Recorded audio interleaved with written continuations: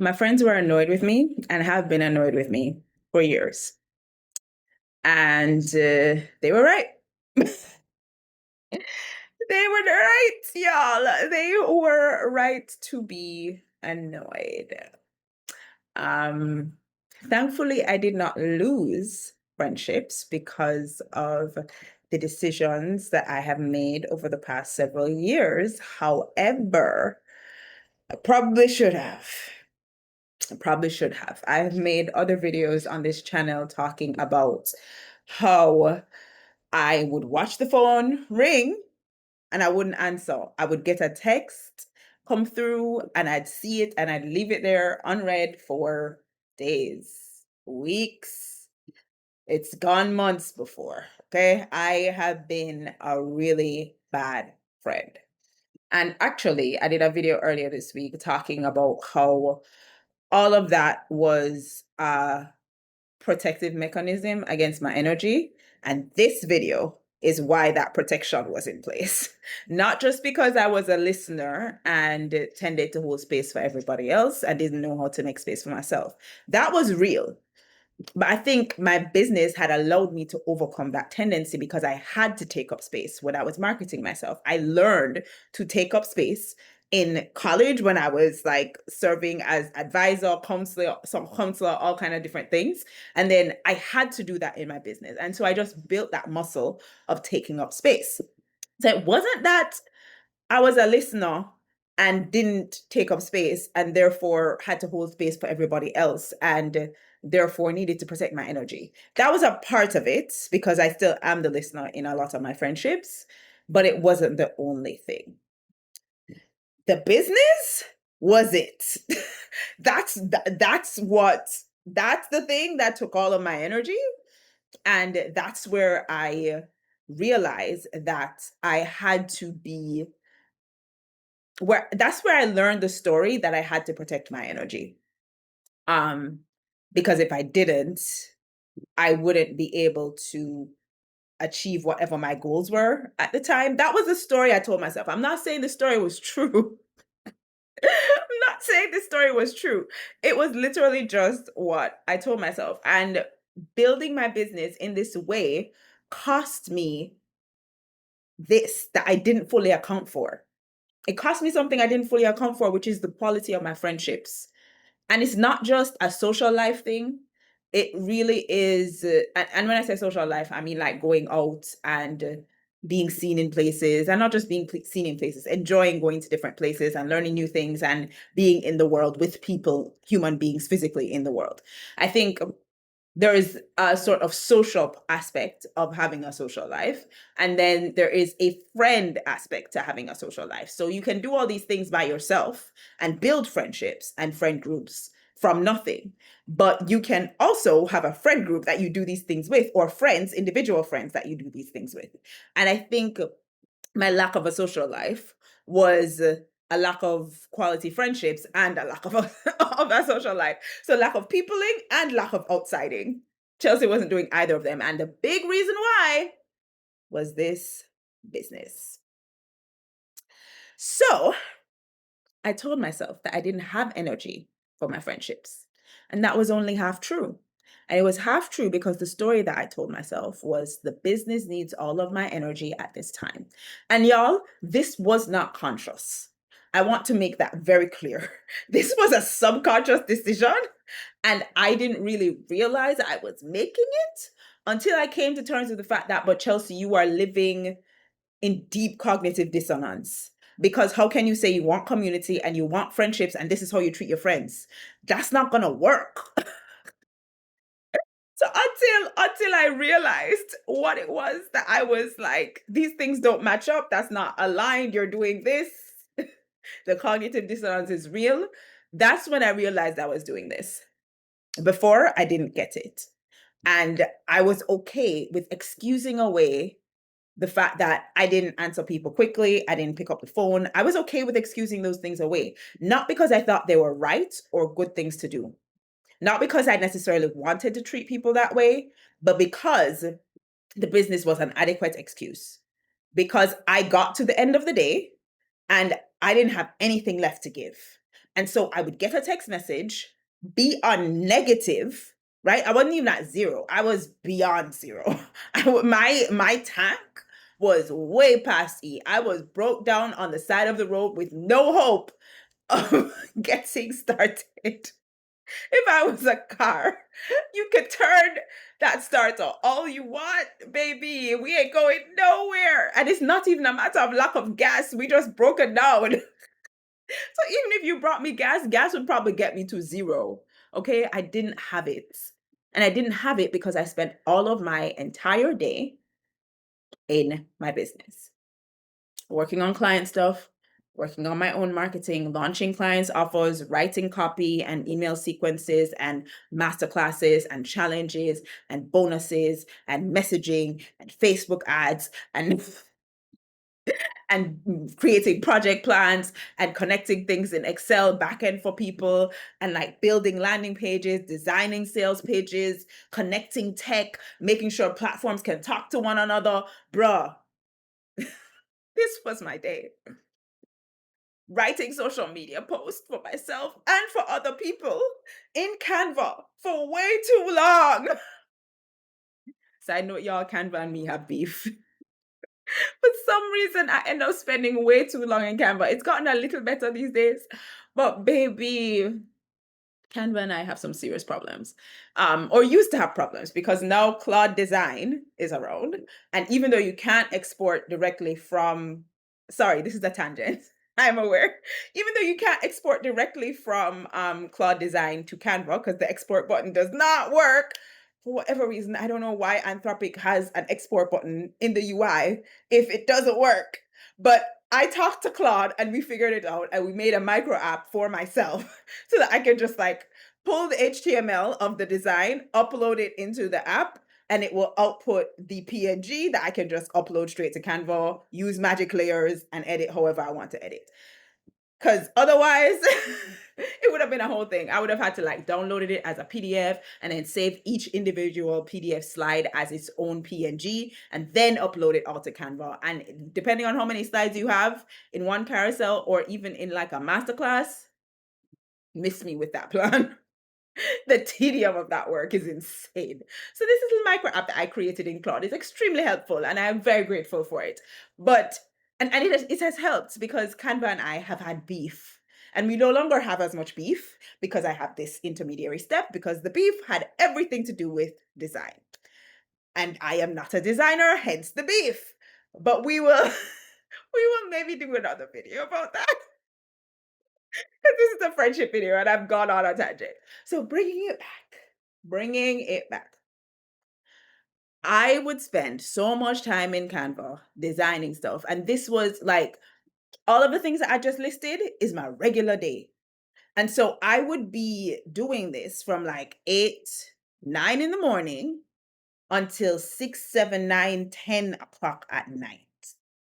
And this was when I was working for the agency that I've also talked about in a past video, but also when I was working for myself and just my own clients. That kind of workaholic behavior has been my default and had been my default for a very long time.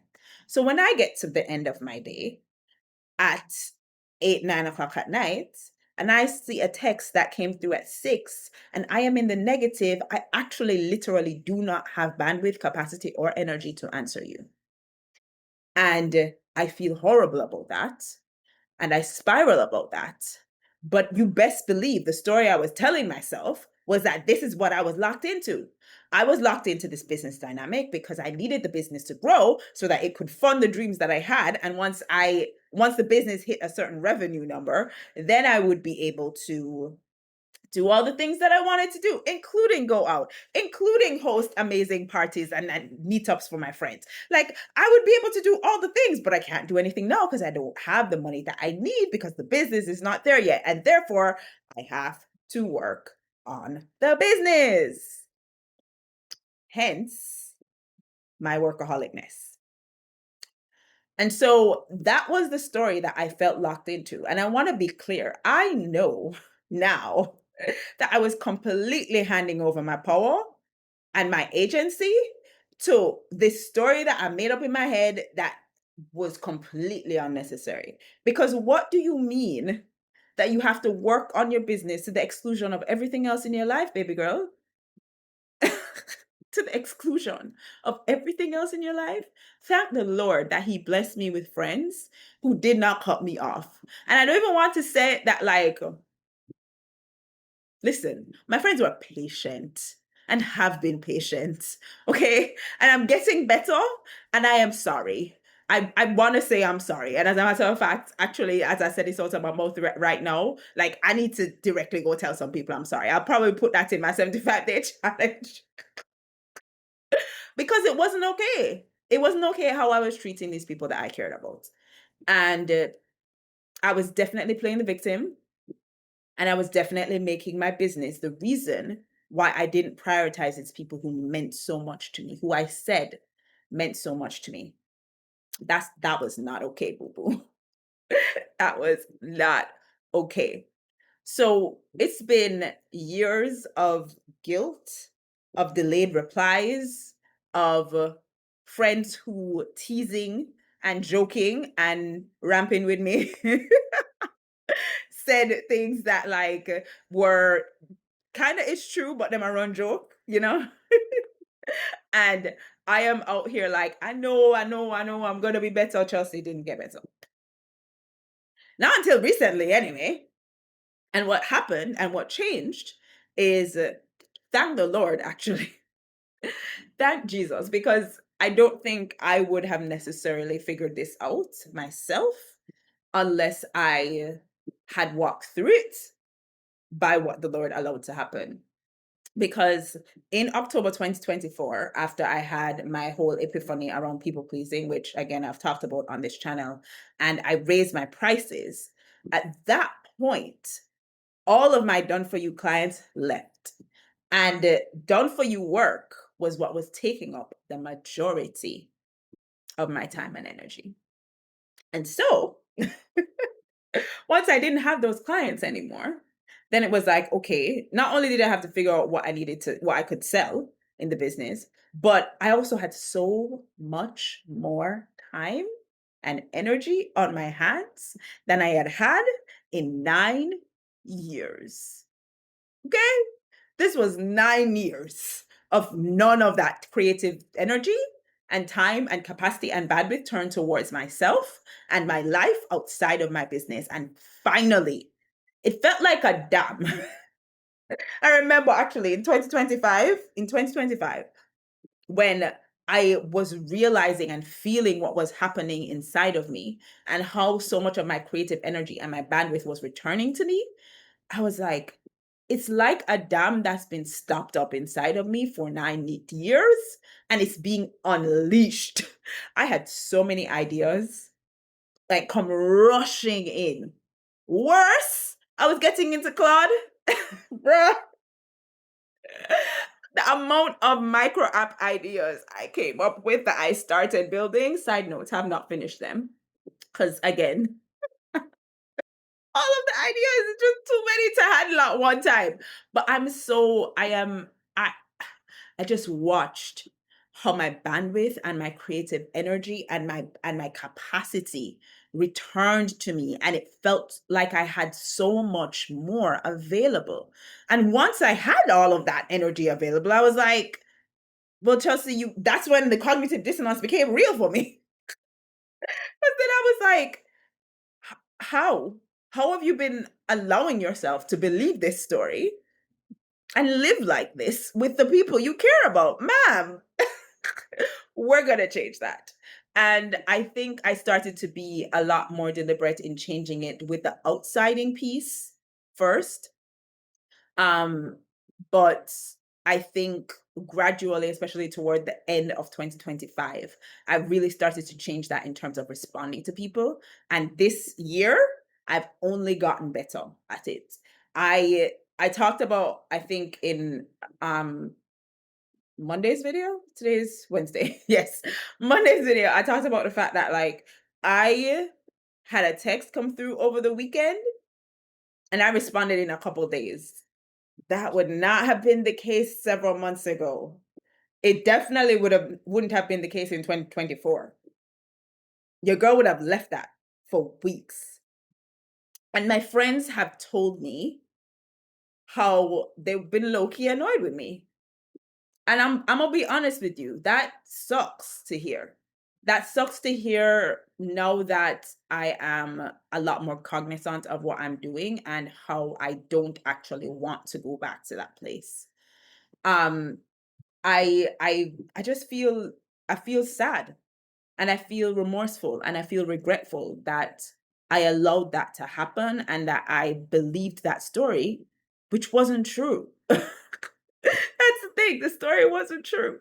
It wasn't a real thing. I set up that dichotomy. I made the rule that I had to build my business to the exclusion of everything else. I made the rule that if my business doesn't succeed, I don't get to do anything else in my life. I made that rule. Now, that doesn't mean that I didn't have friends, and that doesn't mean that I didn't meet with said friends, right? Or talk to said friends. But there were definitely friends that I wanted to be more present for that I didn't allow myself to be. And they felt it and were annoyed with me. And I took forever to get back to them. And I regret that. And I didn't realize that this was the trade-off that I was making. Because I think I've heard before the messaging and the confession from a lot of business owners that some people just don't understand what you're building, and you're going to probably have to let go of some of your friends, um, and sacrifice some of your friendships because head down building something, um, you're likely to lose people. And I hear that, but I believe it sets up a false dichotomy. It sets up this mutually exclusive vibe that isn't necessarily true. And I don't personally think that it is worth it. That's not the way that I want to live. Because at the end of the day, my work is not an individual who is going to be there for me when I need it. My work might provide money that will help me when I need it. Don't get me wrong.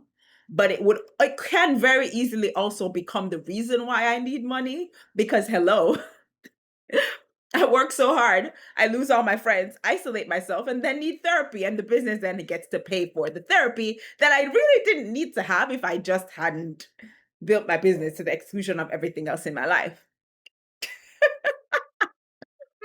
Maybe, the business can become a problem. Just saying. Maybe we don't have to build our businesses to the exclusion of everything else in our lives.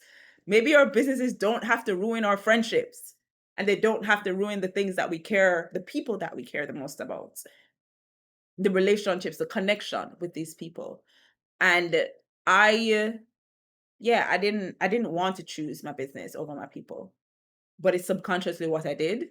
And I'm grateful that I'm now having the chance to reverse that and come out the other side of that without the guilt and the shame, because I'm trying to do better now. And because my friends also notice. Because I've had friends say to me, "Oh, look at you responding quickly." In my head, I'm like, "Yes, girl, we tried. We tried. We doing the thing. Thank you for noticing."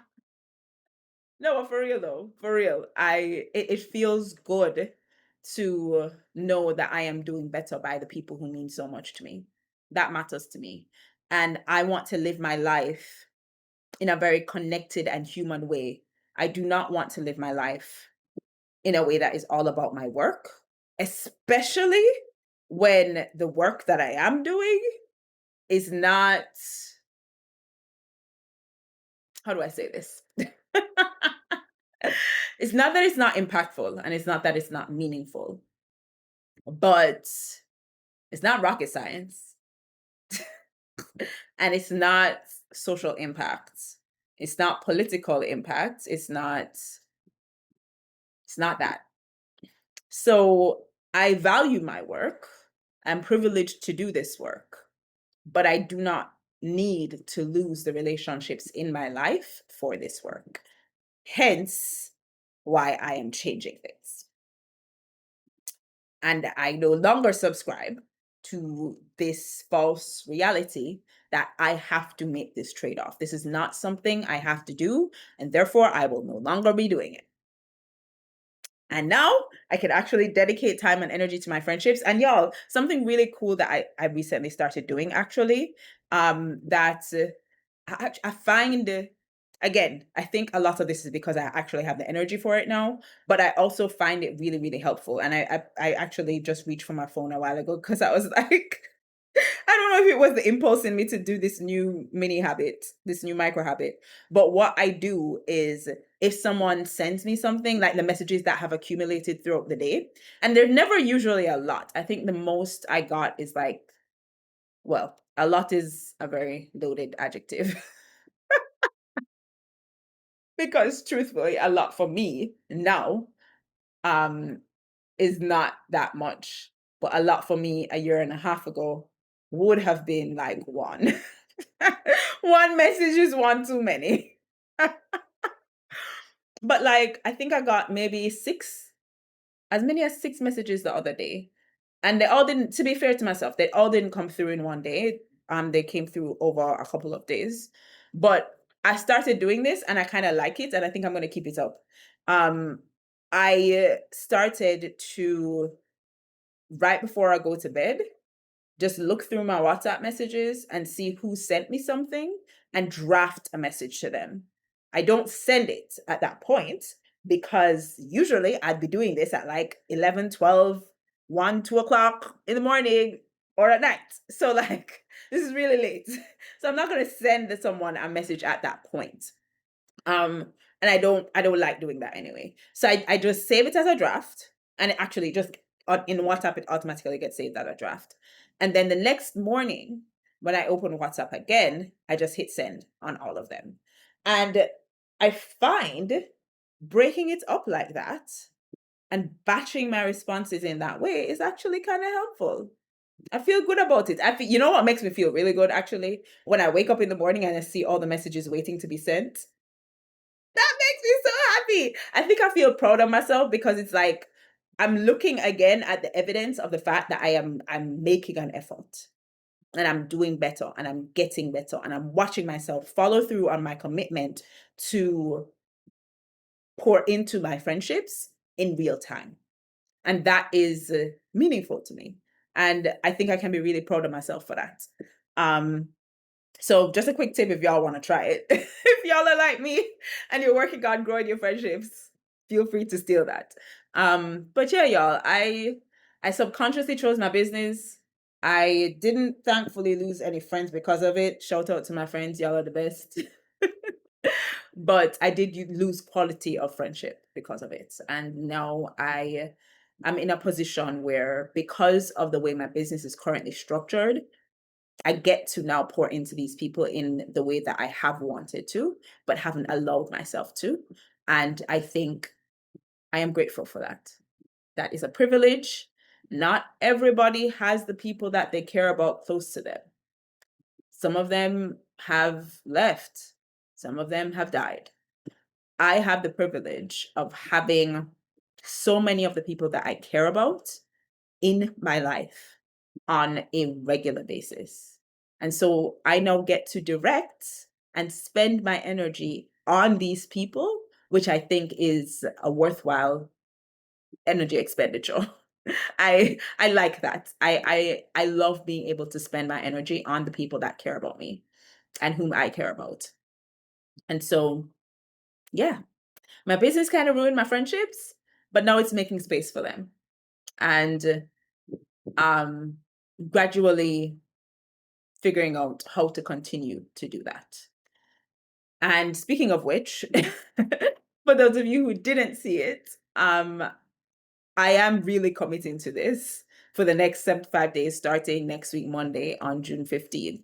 So I will be giving updates. We're doing 75 friendship. That's what we're calling it for now.